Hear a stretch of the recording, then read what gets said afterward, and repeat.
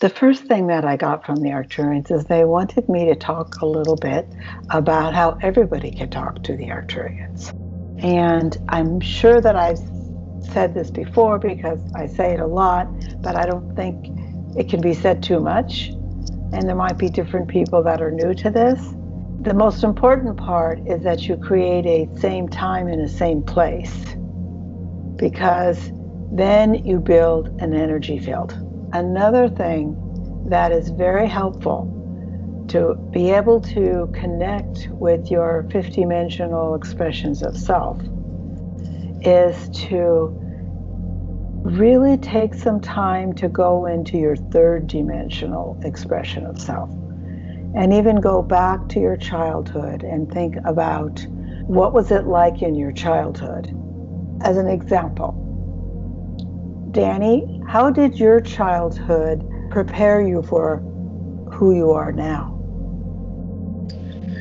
Well, I had a lot of experiences out in nature when I was a child, a lot of opportunities to use my imagination for my creative extracurriculars. And when I started opening up to these higher frequencies more consciously, they tailed back in to the feelings I got when I was younger.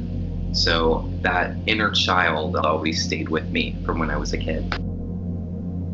Yes, and that's a wonderful thing for people to know, that the inner child is the component of everyone. Everyone has an inner child. And the inner child holds one's innocence.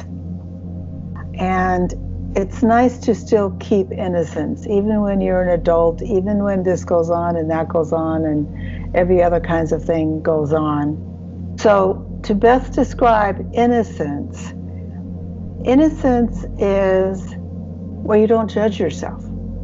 You know, you look at little children and they're pretending that they're on Mars, or they're pretending that they're riding a horse, or they're pretending. That's where we learn to really go inside, kind of like how we left off last time, right? We were talking about really going inside. And when we were children, that wasn't weird to go inside.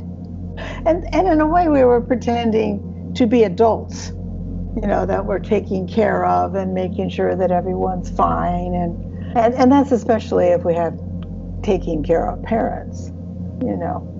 So those that have had parents that really wanted to take care of them, they have an advantage. Because from being a psychotherapist for many, many years, there's many people that didn't get those kind of parents. And they had to really go inside themselves and find how to commend themselves, thank themselves, love themselves, and care for themselves.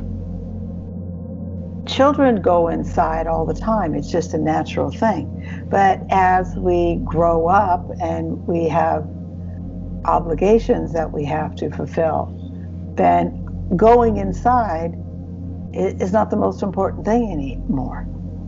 But what we're bringing in the Arcturians here, what we, the Arcturians, have to say is that going inside is how you go into your higher dimensional self.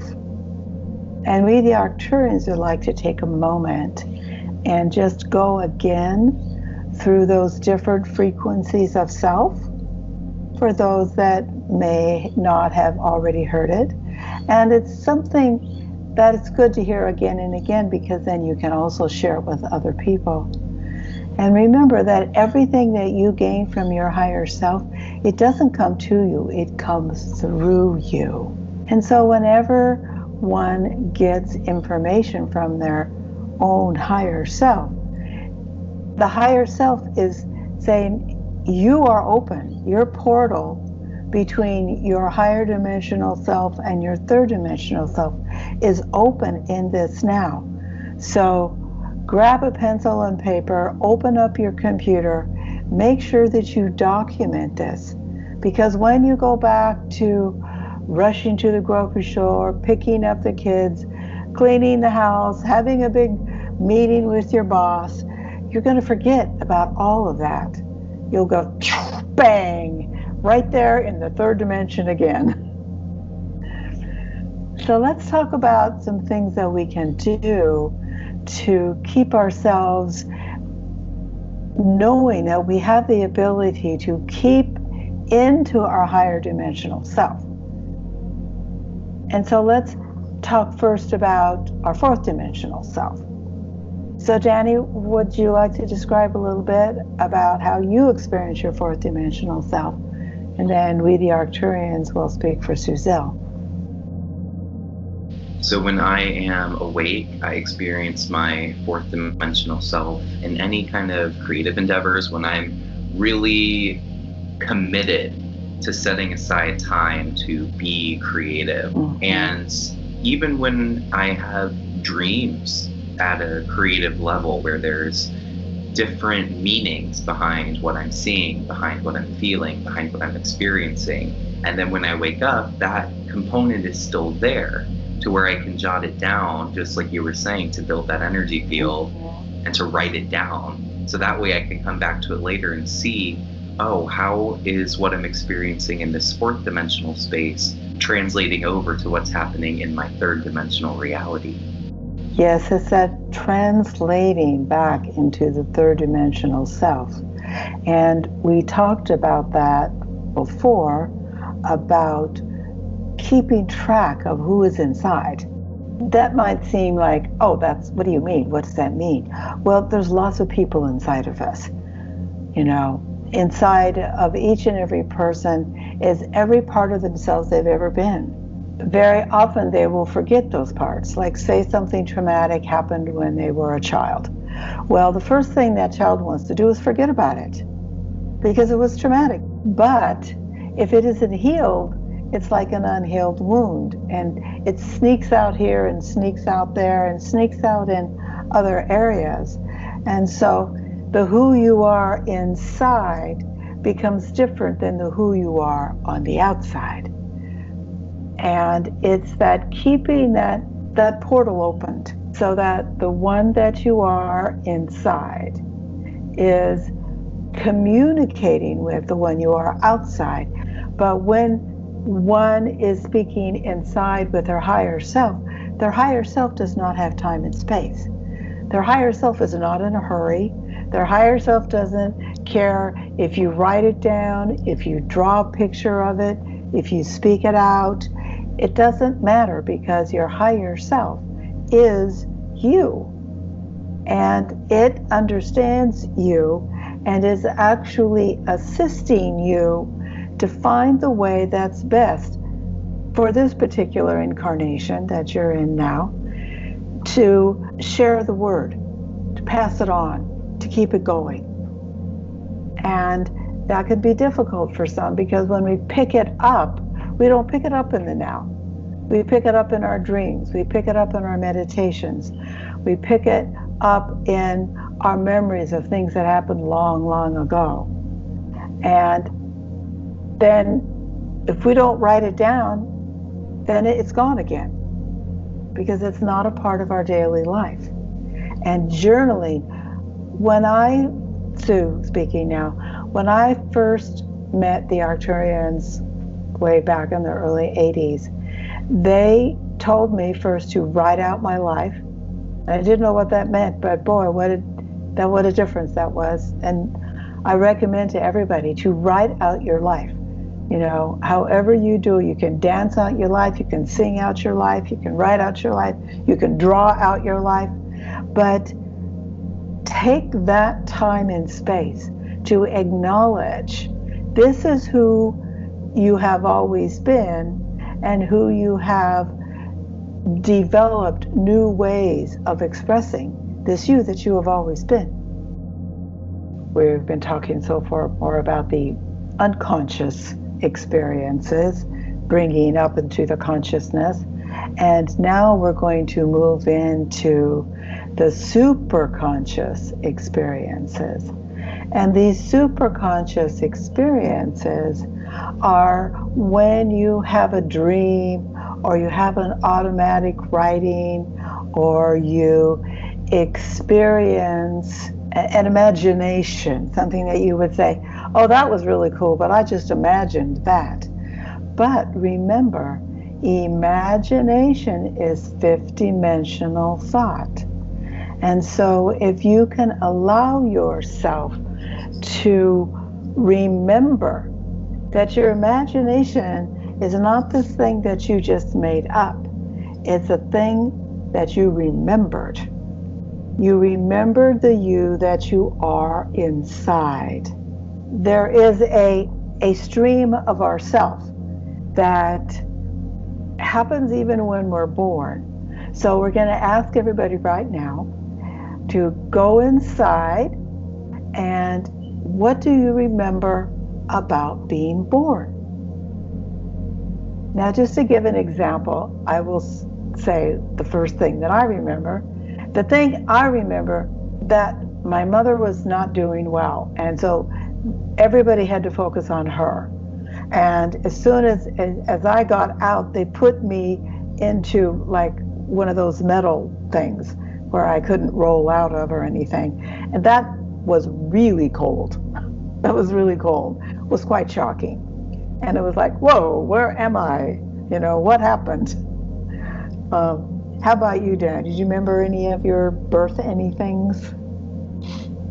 Wow, that's incredible that you can remember that far back. I know some other people that do have those really early memories, and mine actually is a dream.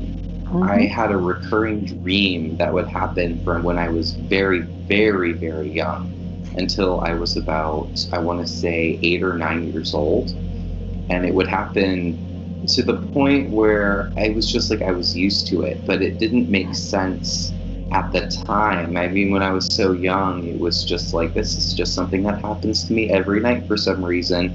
But as I got older and as I got deeper into, okay, who am I really, I started getting answers to that dream that I had when I was so little. And it turned out that it was about the Matrix. When I went deeper inside, it was about dropping in, interestingly enough. And it was something that I never would have guessed when I was in those young years. It was just something that I experienced. But it's one of the earliest memories that I have. Yeah. I remember talking to people and being like, there's more than what we're seeing, right? And they're just like, what are you talking about? And I didn't even know what I was talking about at the time, but apparently I did, you know? Yes. And that's interesting how children are able to experience, we are able to experience it more vividly when we're children, because we don't have to be right. You know, we're used to not being right. We're kids. So, you know, lots of times you're not right. You know, lots of times you don't get what you want. Lots of times you're not in control of your life. And so I know myself sounds like yourself, and I think for a lot of people, the only way that they could really have that total freedom would be in their own imagination. I remembered being on a starship. So I was not telling anybody that because people didn't even think there was such a thing as a starship. And so that's why I've always, I wanted to hear about the galactics and the higher dimensional beings. That, you know, I've always researched that. And I think very often people, they get a taste of it, but, oh, it's too weird, I'm probably crazy. So you have a choice of either throwing it out or really doing some deep research. So I threw it out at first because I was young. But as I got older, I thought, wait a second, I kept having the dreams. And then when I saw the X-Files, and they had a scene that was the exact scene I had remembered from my dreams. And I thought, okay, I'll take that as a yes. And it wasn't like, oh, that was a horrible thing. No, it wasn't a scary thing. I don't remember any fear. I remember laying down. There was a bunch of tables and we laid down on the tables, but they weren't doing anything bad. Like in the movie, it kind of made it look like it was something bad, but it wasn't bad. I think there was a process of activating parts of our brain that normally do not get activated while wearing a third-dimensional body. So, how about you? Have you had any of those experiences? My dreams when I was younger, being on other planets, of being Yes. in these different structures, being around groups of people with these uniforms on or in light bodies. And I remember being so young, and it was, Yeah. for me at the time, it was like that was just a really great dream with some interesting feelings to it that I don't exactly understand yet. And interestingly enough, when I got into my adulthood, I mean, all of those dreams, they don't stay in your consciousness. But when I started opening up to the higher frequencies, I started getting dreams back to where I would have a vision of it, and I would remember what age I was, what I was doing, where I was. And it's literally been like 20 something years later. But the dreams that I had when I was younger, they pop back up when I'm in a meditative state randomly, and they'll connect together to dreams I have now. And it's like, that is so interesting. Like, that was a dream about a starship, or that was a dream about higher dimensional beings. And I never knew when I was that little, but now 20 years later, it just all of a sudden is popped back up exactly how it was. Like when I was a kid, like I remember this so vividly. Yeah. I have a question for the Arcturians. So when we have this creative energy and we are tapped into it like we are, how does that fourth dimensional flow of creativity translate into the fifth dimension and higher states of consciousness? Well, it usually begins by having what we would call waking dreams, where we have just a dream, but we wake up and we know there's not just a dream. These are very intense times, and to know that we are not alone. We are definitely not alone. There is our higher self, and there are also galactic beings. And just like we can't see our higher self with our third dimensional perception, we can't see the fourth, fifth, sixth dimensional starships with our physical perception. But if we can believe, that opens up a component of our brain and a component of our heart. It's kind of like if you're a performer, and if you think, oh, my heavens, I'm going to mess one up, I'm going to mess this up, I'm going to mess this up. Yeah, you probably will mess it up. But if you're getting ready for a performance and you're saying, this is going to be great, I'm ready, I'm open, higher self, please come in, then it's going to be a good performance. And what we think about, we bring about. And if we really think about, hey, this is very possible, and in fact, to my perception, it's very real, that third dimensional humans are not the most evolved species. It is our challenge and our gift to be able to remember that we have chosen to wear a third dimensional being, a third dimensional physical form, because from our higher starships, from our planet homeworlds, we have heard dear Gaia, the actual planet, calling out and saying, I need your help. And we have answered. We have answered. Now, you might think, oh, you have to release all time when you think like this. Because once you go into the fourth dimension, the time there, it's like you have a dream. And you wake up and it's a really, really long dream. And when you wake up, you realize that you fell asleep probably around 9 o'clock and it's 9:10. How could that long dream only be 10 minutes? And it's that same thing. When we go into our higher frequency self, we can feel like, oh, that was a really cool meditation. We look at the clock, it's been 2 hours. It's like, whoa, what happened? And then we start writing that down as quick as we can. And I actually learned how to write it down while it's happening because they taught me. The Arcturians said, okay, this is far too slow. You can't, we got a lot of things we got to come through. One of the things that we have to realize as we go into this higher dimensional frequency of our consciousness, we have to release our third dimensional, this is how it must be, because that is how it must be in the third dimension. But as you move into the fourth dimension, your imagination just explodes. And so that's kind of like a beginning, that your imagination is awakening. You want to somehow document this higher frequency of reality, because you don't want to document it just to put it onto the earth. You want to document it because you want to share it. And you want to share it because your inner voice is saying, not to you, but through you. It was given to you because we, the members of your higher self, know that you are now ready to share.